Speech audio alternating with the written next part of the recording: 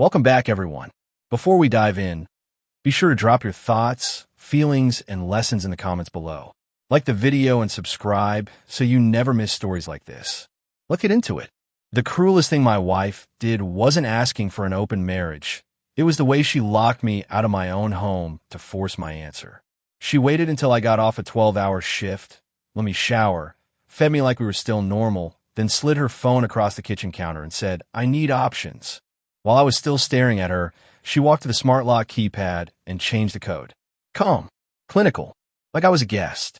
When I asked what she was doing, she didn't even flinch. She said, "I'm setting boundaries," and kept her hand on the keypad until it beeped, like she wanted me to hear the sound. Then she looked me in the eyes and added, "If you want to stay married, you're going to stop acting insecure." I stood there holding my fork in midair, feeling my stomach drop in a slow, heavy way. She had already decided what the story would be. She was evolving, and I was the fragile man standing in her way. The craziest part was how confident she seemed. Like the lock code wasn't cruelty, it was a lesson. Here's how it happened. I'm a black man in my mid-30s. I live in Charlotte, North Carolina, and I supervise a commercial electrical crew. My days start at 5:10 a.m. and end when the job site is quiet and the paperwork is done. I don't have a glamorous title, but I keep people safe, keep deadlines honest, and I'm the one everybody calls when something goes wrong and they need it fixed without drama. My wife, Imani Lawson, works in marketing for a regional healthcare group. She's sharp, polished, and quick in rooms where you have to smile while you compete. When we met, I admired her ambition. She admired my steadiness. We were different in a way that felt balanced, like she brought the spark and I brought the foundation. For the first few years, our life looked like quiet success. A modest house in a clean neighborhood, a Saturday morning routine, me vacuuming, her wiping counters, music playing low. Sunday grocery runs to the same Harris Teeter. Date nights where we'd split dessert because we were pretending to be healthy. We weren't perfect, but we were ours. The shift started small enough that I could have missed it if I wasn't the kind of man who notices patterns. Imani began spending more time with women from her department. Happy hours, brunches, networking dinners. She started calling it community like she'd been lonely the whole time we were married. The loudest voice in that community belonged to a woman named Tasha Bell. Tasha was the type who could turn any conversation into a sermon without raising her voice. When I met her, she shook my hand and said, "So you're the husband?" Like husband was a job title she wasn't impressed by. After that, Imani started coming home with phrases that didn't sound like her. Monogamy is a social script. People aren't meant to be owned. High-value men don't fear options. She'd say it while scrolling her phone, like she was repeating lines she'd practiced in a mirror. The first time I asked, "Where is this coming from?" she smiled and said, "I'm evolving." And the way she said it made it clear she already had a second sentence in her pocket. If I didn't agree, I was stuck. I tried to do what stable husbands do. I checked in. I asked if she felt neglected. I suggested counseling. I offered to plan a long weekend. Charleston, maybe Asheville, somewhere we could breathe and remember we liked each other. She listened like I was offering her a coupon. "Therapy is for people who don't know themselves," she told me one night. "I know myself. I just need you to catch up." Then she kissed my cheek like that made it kind. Meanwhile, her habits changed. She started wearing perfume on random Tuesdays. She'd come home later, but look freshly composed, not like someone who got dragged by a long day. She began keeping her phone face down. She brought it into the bathroom. She stopped leaving on the charger overnight, slept with it under her pillow like a secret. She joined a gym across town, claiming the one near our house was full of married people who gave up. That line stuck with me, not because it was clever, but because it sounded like contempt. Then the open comments started. Not all at once, little probes. "Have you ever thought about how boring forever can be? Do you think love has to be exclusive? What if we had rules?" She talked like she was pitching a lifestyle brand. I shut it down the first time clearly. "If you want to be with other people, be single," I told her. "But you don't keep me as your husband while you date." She didn't cry. She didn't plead. She looked at me like I'd failed a maturity test.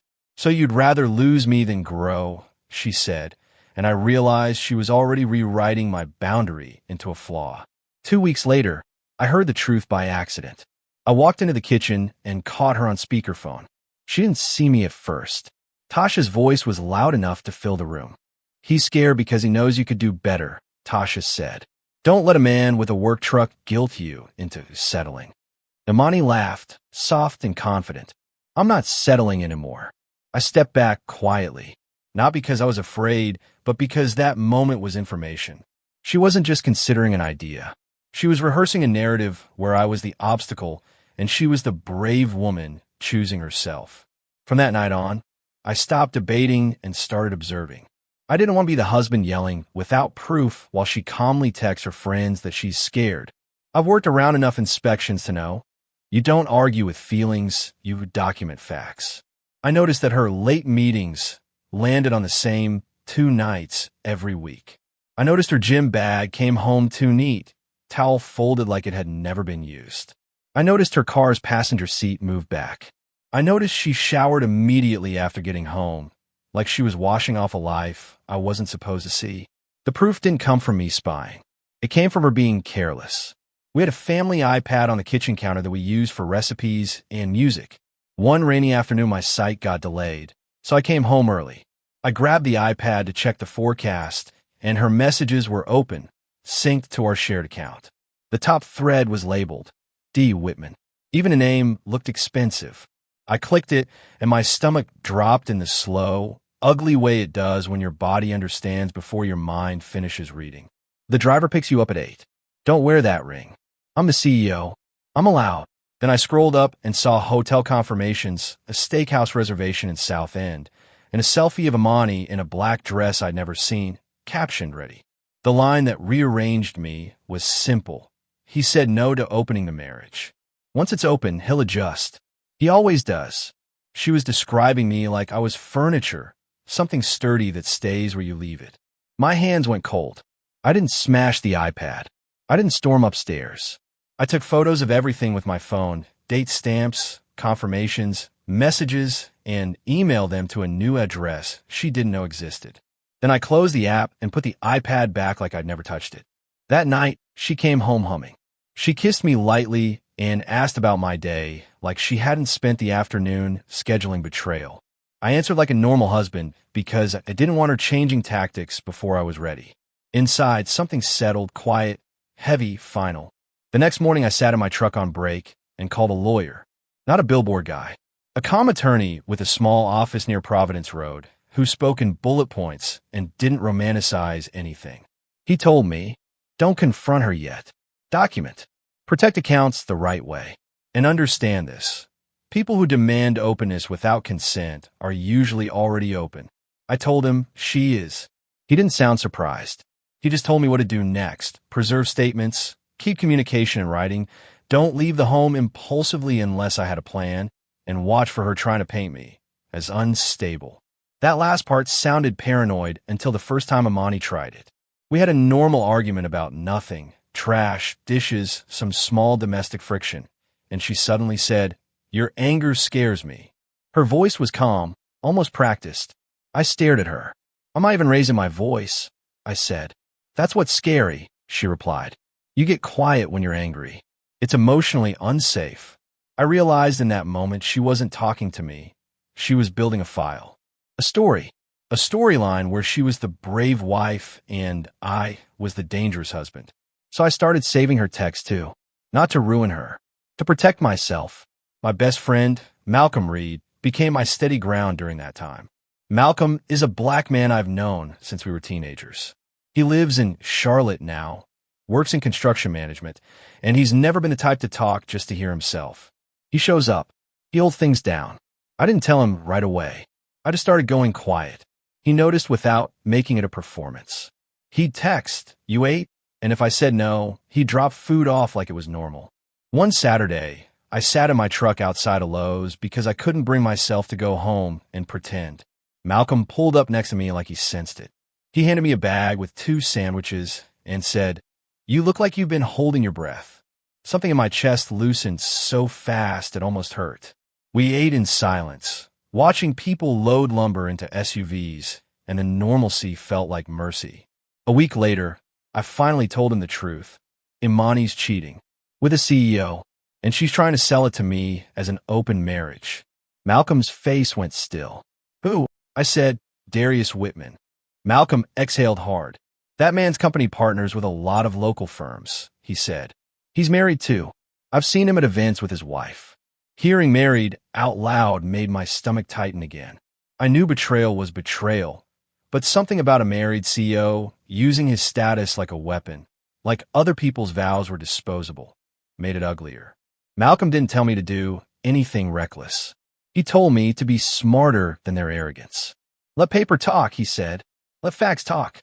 Don't give her a moment. She can twist into a story about fear. The emotional connection with Malcolm didn't start as romance. It started as safety. It was him remembering I take my coffee black, him calling me after a hard day and saying, "You good?" in a voice that made it okay to not be good. It was him sitting on my back steps while I stared into the yard and didn't know what my life was anymore. One night, I admitted, I feel embarrassed that I'm this broken. Malcolm said, "You're not broken. You were loyal to somebody who treated loyalty like a weakness." That sentence lodged in me because it wasn't dramatic. It was accurate, and accuracy is what I needed more than comfort. Imani got bolder after she sensed I was pulling away emotionally. She started picking fights and then texting long paragraphs about how unsafe she felt. She started saying words like control and abuse in ways that didn't match reality, like she was trying on legal language.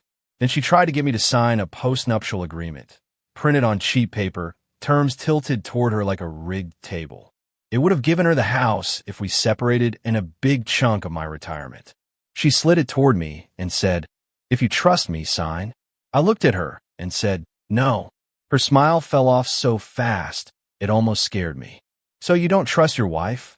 she said, like my refusal was the betrayal. "I trust paperwork," I replied. "My lawyer will review anything we sign." The word lawyer changed her expression. It wasn't fear. It was anger, like I'd broken the rule that I was supposed to stay manageable. The night she finally forced the open marriage conversation, she chose a day she knew I was exhausted. Dinner warmed up. Lights low. Her voice is gentle. She hit play on a podcast about ethical non-monogamy, then said, "I need you to be mature." "I'm not asking. I'm informing you." I said, "No, calm. Clear." That's when she walked to the keypad and changed the code in front of me. She said she was creating boundaries. Then she added, "If you want to stay married, stop acting insecure." I stood up slowly and said, "You're punishing me for refusing to approve cheating." She snapped, "Stop calling it cheating. I'm being honest about my needs." "You were never honest," I said. "You already had him." Her eyes flickered, just one tiny crack, then she recovered. "You're paranoid," she said, like confidence could rewrite timestamps. I didn't argue. I walked upstairs, packed a duffel bag, and left.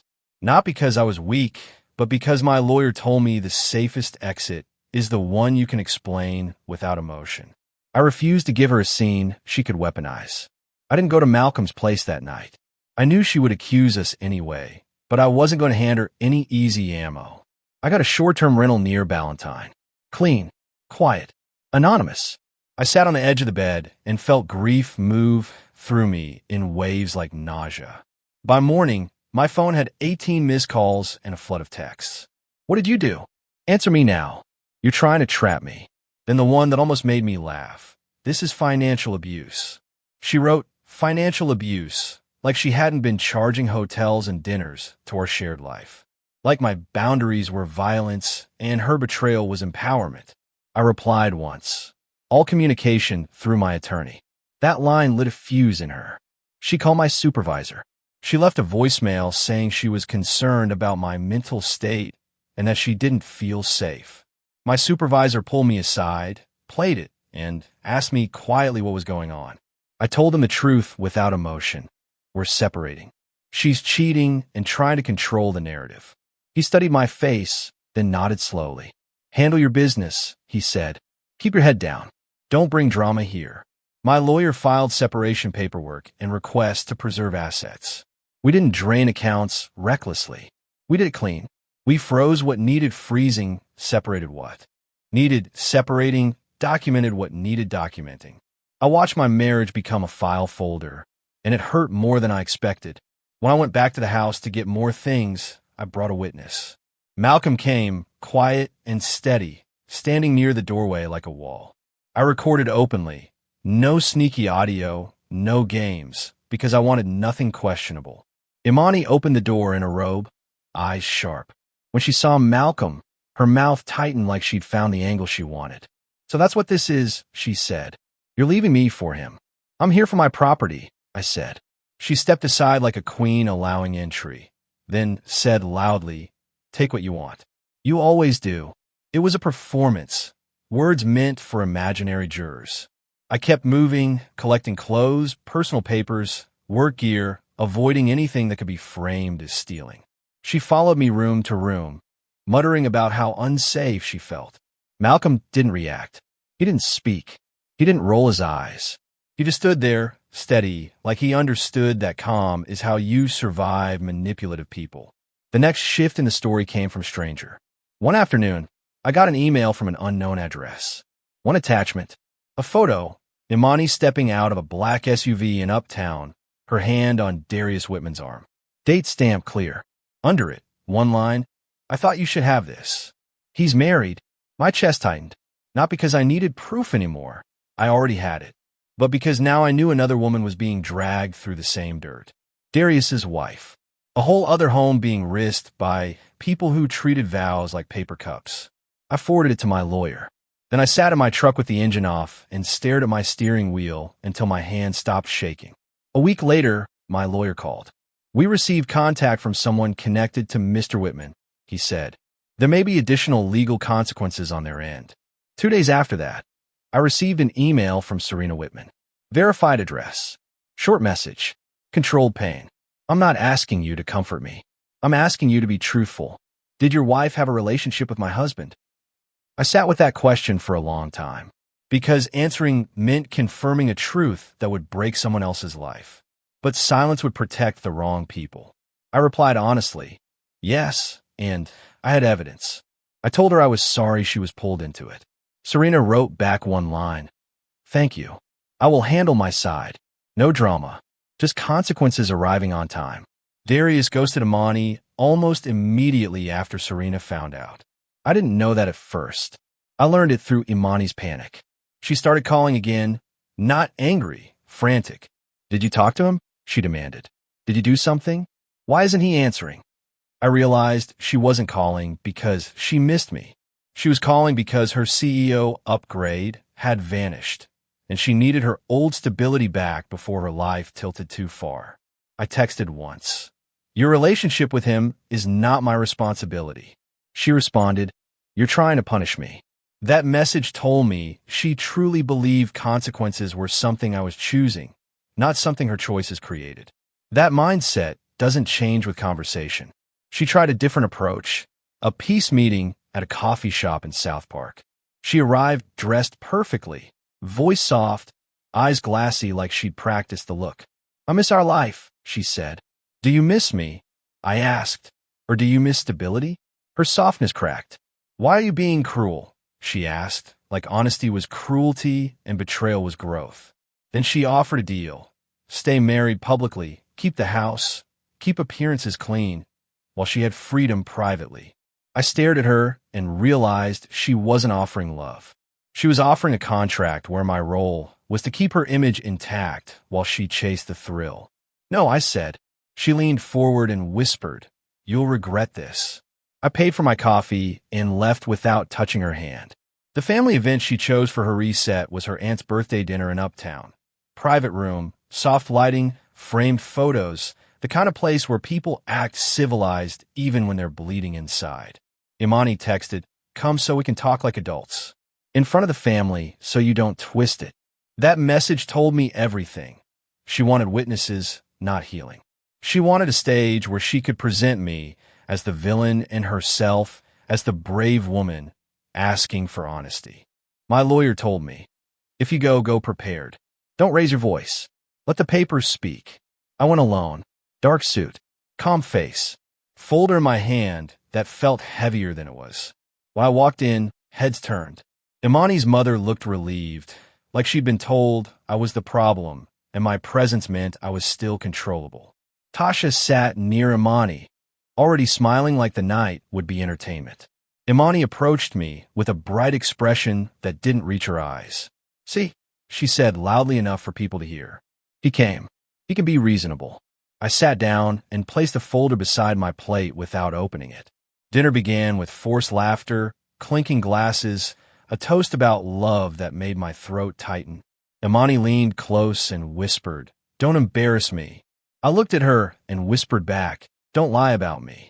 Halfway through the meal, her mother stood and started speaking about marriage. "Sometimes men don't understand a woman's needs," she said gently, but with assumptions sharpened underneath. "Imani has been under stress, and I hope you can be more supportive." My chest tightened, not with anger, with exhaustion. I stood slowly. "I'm not here to argue with your mother," I said. "I'm here to correct one thing before it becomes a family myth." I opened the folder and slid out copies. The hotel confirmations, the restaurant reservation, and printed screenshots of the messages. "Don't wear that ring. I'm the CEO." And the line about me adjusting once it was open. I placed the pages on the table in front of Imani and her mother like I was laying down receipts after a meal. The room went silent in the exact way a room goes silent when truth shows up uninvited. Imani stared like she could burn paper with her eyes. Her mother's face changed slowly. Confusion, then shock, then a grief so visible it made people look away. Tasha's eyes widened, then narrowed, searching for a way to reframe it. "How dare you?" Imani hissed. I kept my tone steady. "You demanded an open marriage while you were already cheating," I said. "You changed my law code to force compliance. You told people I was insecure to cover your choices. I'm done being managed." Imani snapped into performance mode. "This is manipulation," she said loudly. "He's controlling. He's humiliating me because I wanted honesty." I looked at her and said, "Honesty doesn't start with lies." Tasha tried to jump in with a speech about women's empowerment, but her voice wobbled because empowerment looks weak when it's built on deception.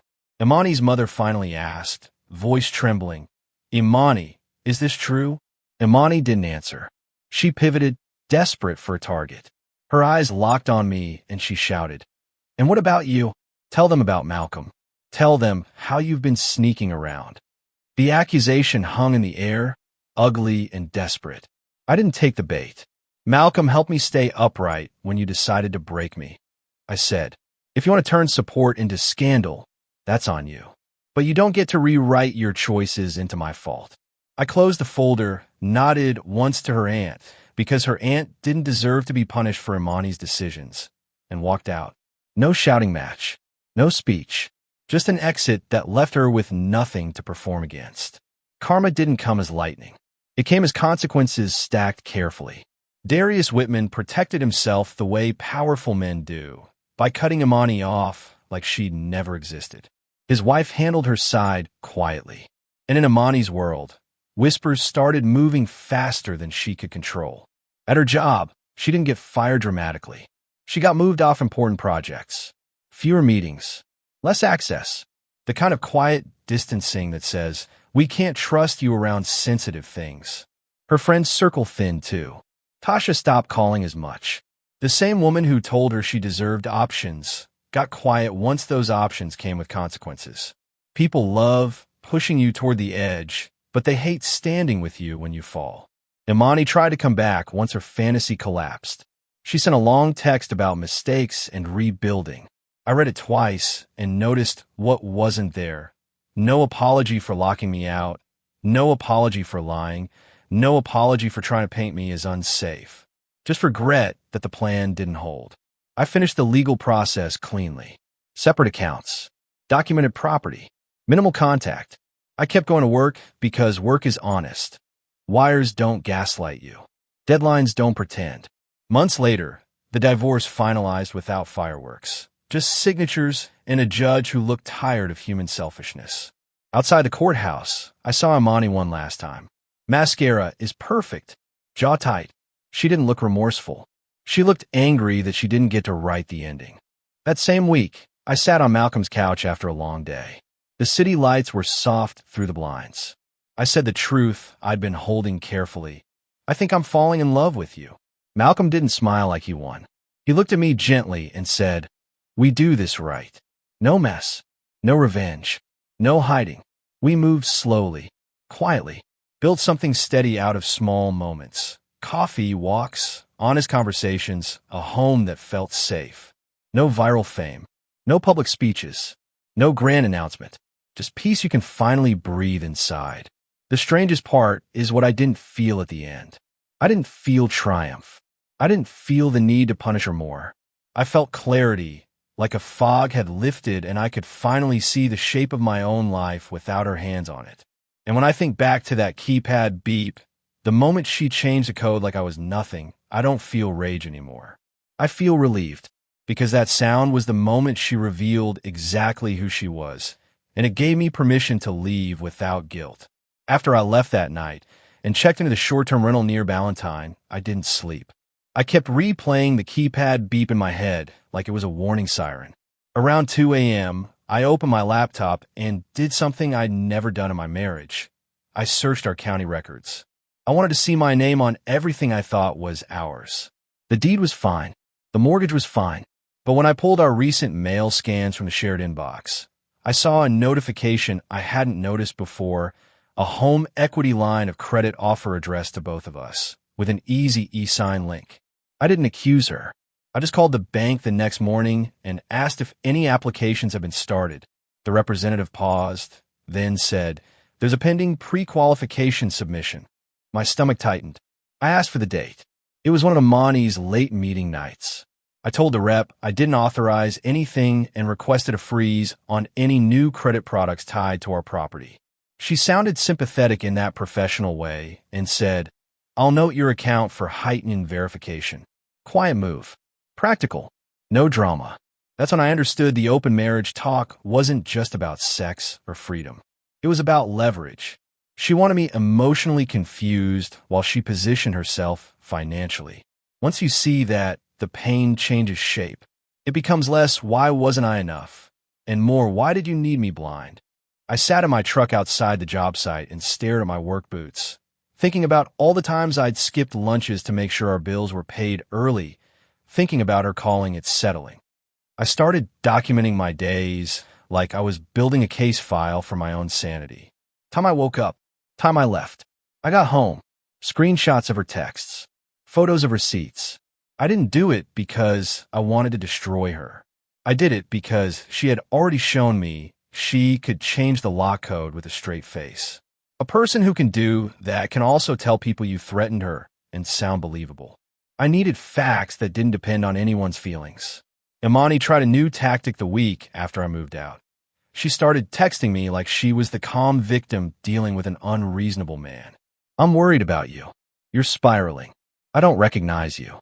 Then, when I didn't respond, she sent a message that made my chest go tight. "If you come to the house unannounced, I will call the police." I'm not playing with my safety. It wasn't a request. It was a threat wrapped in therapy language. I forwarded that message to my lawyer and asked him what I should do. He told me, "You do not go there without notice and a witness. You do not argue by text, and you do not assume she won't escalate." He said it the same way my foreman voice tells a new guy, "Don't assume the ladder is stable just because it looks stable." That afternoon, I bought a small body cam like the ones inspectors wear, not to be sneaky, but to protect myself from a false story. Malcolm didn't like how quiet I'd gotten, not because he needed me to talk, but because he could tell I was carrying everything alone. One night, he met me at a late diner off Park Road and slid a legal pad toward me. He'd written 3 columns, facts/feelings/actions. He said, "You can feel whatever you feel, but you only act on facts." It was simple. It was grounding.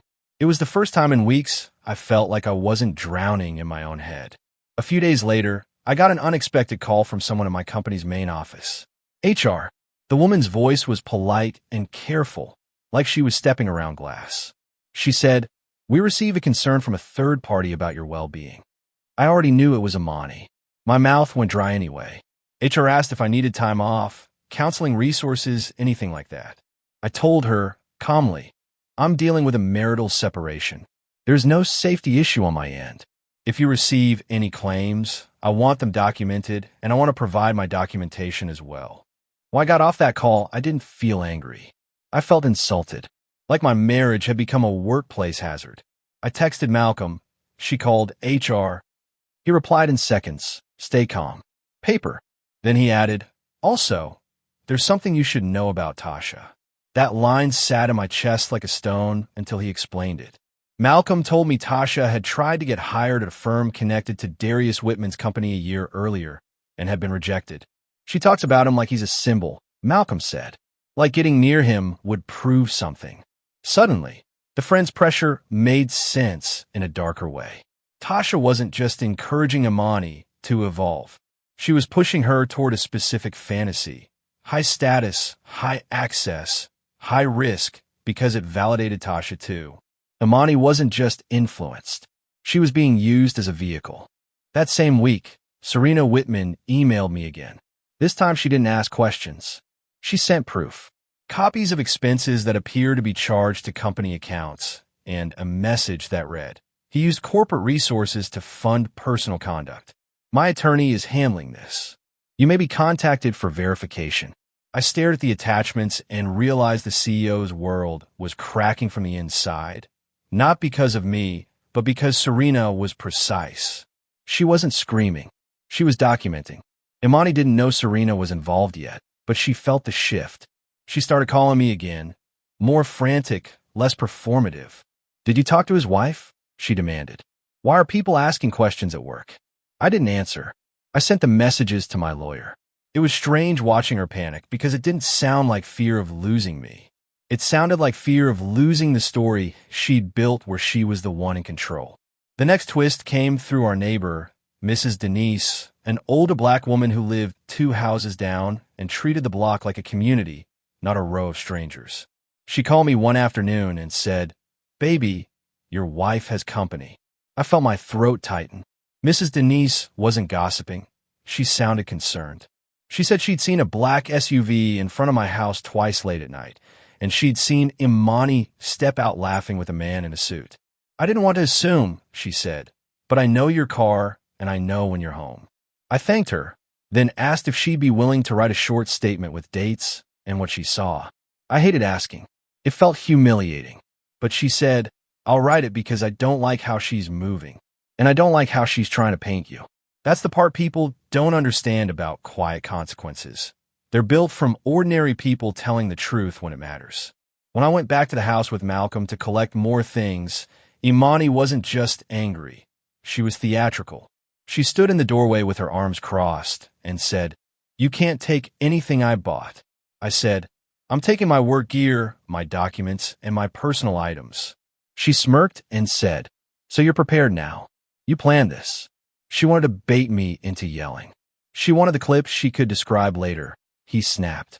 I stayed flat. "I'm prepared because you changed the lock code," I said. "This is what preparation looks like."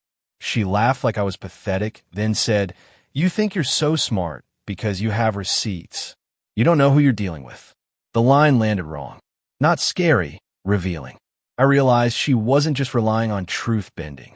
She believed she could win by force of confidence. That's when I turned my body cam on in plain sight and said, "That's fine. Everything we say is recorded." Her eyes flashed. She hated accountability more than she hated me. That night, sitting alone in the rental, I opened one of the oldest message threads between Imani and me. Early marriage, silly photos, jokes, grocery lists, love you texts that felt sincere. I didn't do it to torture myself. I did it because I needed to remember I wasn't crazy. I needed to remember there was a version of her who once spoke to me like I was human. And then I noticed something small. Even back then, whenever I set a boundary, she didn't negotiate. She reframed it as my flaw. The pattern wasn't new. I'd just been too in love to call it what it was. Malcolm started showing up in a way that felt like structure. He'd text me a schedule for the week. Tuesday, gym. Thursday, walk. Saturday, meal prep.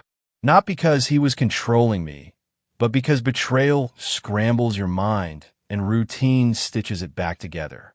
One Saturday, we meal prepped at his place, laughing over burned rice, and I caught myself smiling without forcing it. That moment scared me more than the cheating because it meant I could still feel okay. It meant I wasn't trapped in misery. Imani tried to interrupt that healing. She sent me a photo of our wedding album open on the coffee table with the caption, "You're throwing this away for pride."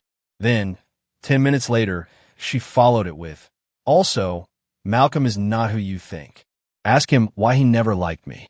That second message was a blade. It wasn't about saving the marriage. It was about poisoning my support. I asked Malcolm directly. He didn't dodge. He said, "I didn't dislike her at first. I just noticed she respected you when you were useful, and she dismissed you when you were tired." He paused, then added, "She flirted with me once early on, at that cookout 2 summers ago." I shut it down. She laughed it off, but her face changed. After that, she started treating me like I was competition for your attention. My stomach turned. I remembered that cookout. I remembered her laughing too loud, touching his arm like it was nothing. I'd ignored it because I trusted her. That realization made the Malcolm accusation at the family dinner even uglier.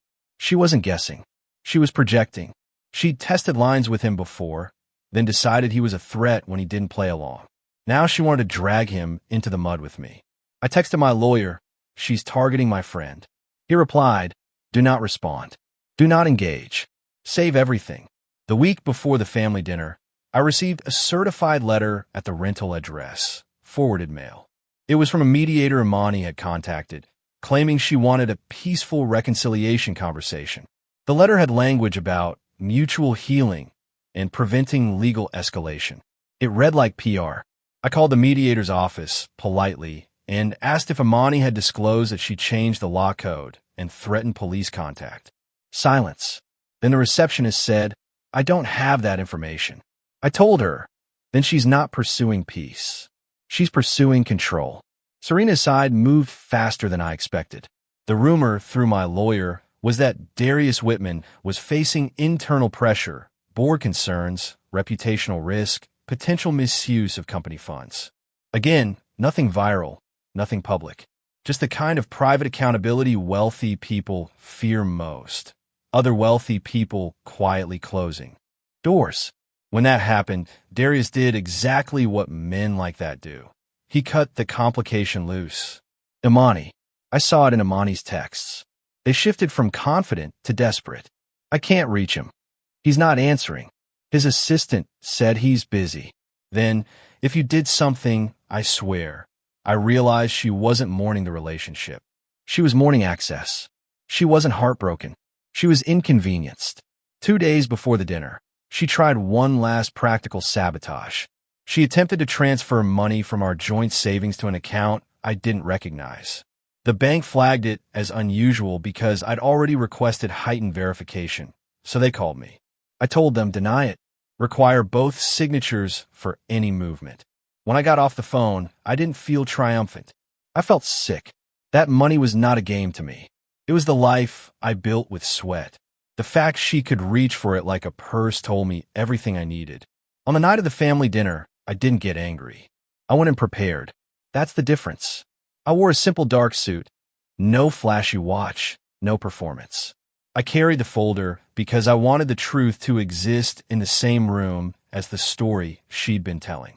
When I walked in, I felt the eyes, the silent judgment, the assumption that I was the one who needed to be corrected. I sat anyway, calm. The dinner played out the way I already told you. The toast, the gentle marriage talk, her mother's assumption, the papers sliding onto the table, the room going silent. But what I didn't mention is the way Imani's face changed when she realized her family wasn't instantly defending her. For the first time, her confidence hesitated. Not remorse, hesitation. Like a person who expected an audience and suddenly saw strangers. After I left, I didn't go home and celebrate. I went back to the rental and sat on the edge of the bed in silence. That's the part people don't romanticize online. Even when you're right, even when you're justified, there's grief in closing a chapter you once prayed would last. I stared at the wall and thought about the first apartment Imani and I shared, the cheap couch, the way she used to fall asleep on my shoulder. I mourn that version like it died. The karma didn't arrive as a headline. It arrived as a series of quiet doors closing for her. Her mother stopped calling me with guilt and started calling me with discomfort, asking, "Is there anything we can do to keep this private?" I told her, "I'm not spreading anything. I'm just not lying." I heard the shift in her mother's tone then. Less authority, more shame. People love moral speeches until facts show up. A month later, my lawyer told me Imani's workplace had begun an internal review related to ethics and conflicts. She wasn't fired dramatically. She was sidelined. Reduced access. Less trust. That's the kind of professional consequence that stings more than termination, because it follows you. It changes how people look at you in hallways. It makes your network go quiet. Tasha, of course, disappeared. The same woman who preached options stopped answering Imani's calls once consequences started circling. I heard that from a mutual acquaintance who said, "Tasha said Imani was reckless and misrepresented the situation." Imagine that. Pushing someone toward a cliff, then calling them reckless for falling. It confirmed what Malcolm said. Imani wasn't just influenced. She was used to it. Imani tried to return to me after the CEO ghosted her, and her work life got shaky. She showed up at my rental unannounced one evening, standing in the parking lot in heels, eyes glossy, voice soft. She said, "Can we talk?" I didn't let her in. I stood outside, the door closed behind me, and said, "Talk here." Her face tightened at the boundary. She said, "I made mistakes." I asked which ones. She hesitated, then said, "I shouldn't have changed the law code." That was the closest she came to admitting cruelty. But she still didn't say, "I'm sorry for what I did to you." She said, "I shouldn't have." Like she regretted the tactic, not the harm. And she tried to pivot. "We can rebuild. We can set rules." She still wanted a contract, not a marriage. I told her calmly, "I don't want rules. I want respect. And you don't respect me." Her eyes hardened. The softness fell away. "So, it's Malcolm," she snapped, like she couldn't accept that she lost control without another man being the reason. I said, "It's me. I chose peace." That's when she laughed, bitter, and said, "You'll come crawling back." The same arrogance. The same contempt. No learning. After that, I stopped meeting her in person at all. Every communication went through attorneys. Every property detail got handled cleanly. I moved my last boxes out with a witness and a checklist. I avoided anything sentimental because sentiment is a trap when the other person sees it as weakness. I changed my direct deposit. I updated beneficiaries. I separated utilities. Adult moves that don't look dramatic but change your life. Malcolm and I stayed careful.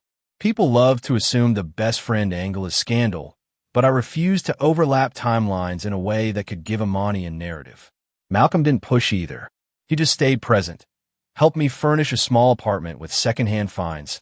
Helped me assemble a bed frame at midnight. Laughed with me when the cheap lamp wouldn't screw in right. Real life, not fantasy. The first time I reached for his hand was months later, after the divorce was nearly finalized. We were walking around Freedom Park, leaves scattered, air cold enough to keep you honest. My fingers brushed his, and he didn't grab me like a trophy. He just laced our hands together gently, like he understood we were building something that needed patience. I remember thinking, this is what safety feels like. Quiet, unforced. When the divorce finalized, there was no courtroom show, no grand speeches, just signatures, a judge who looked tired, and a legal ending to a personal war. Outside the courthouse, I saw Imani in the parking lot for a moment. Mascara perfect, jaw tight, eyes avoiding mine. Not remorseful, not humbled, just angry that she didn't get to write the ending as his insecurity ruined my growth. A week later, I got one last message from Serena Whitman. "Thank you for being truthful," she wrote. "I've rebuilt more than you know." I stared at that line for a long time because her husband had power, money, status, everything people assume protects you from consequences. And still, in the end, it was a woman with calm precision who forced accountability. No viral moment, no spectacle, just clean consequences. The final karma for Imani was simple. She lost access to everyone she thought she was impressing, and she couldn't replace what she threw away. She didn't get the CEO. She didn't get a bigger life. She didn't even keep her reputation clean because she was too careless with the truth. She tried to keep me as stability while she chased status. and she ended up with neither. My peace didn't look flashy either. It looked like waking up and not checking my phone for threats. It looked like paying bills without fear of sabotage. It looked like laughing at a stupid movie on a Tuesday because nobody was trying to punish me for resting. It looked like Malcolm making coffee in my kitchen and asking, "You good?" and me being able to answer honestly without guarding every word. If you're listening to this and you're stuck on the open marriage label, understand something. The label is often just packaging. The real issue is consent and respect. I didn't refuse options because I'm possessive. I refused because my wife wasn't offering honesty. She was offering me a smaller version of myself. She wanted me standing still while she moved freely. She wanted my vows to be a cage for me and a costume for her. And that keypad beep, the sound she used to mark her control, ended up marking my freedom instead. Because once someone shows you they can lock you out and call it growth, you don't negotiate for love. You document. You protect yourself. You walk away. Then you build a life where the door only opens for people who respect what it takes to stand on the other side of it. If you made it to the end, you saw exactly how quiet consequences work. Subscribe for more real, emotionally intense stories with smart twists. And if you want another one where the receipts hit like a hammer, tap the next video on your screen. And in the comments, tell me this. Would you have stayed after the lock code got changed? Yes or no? The end.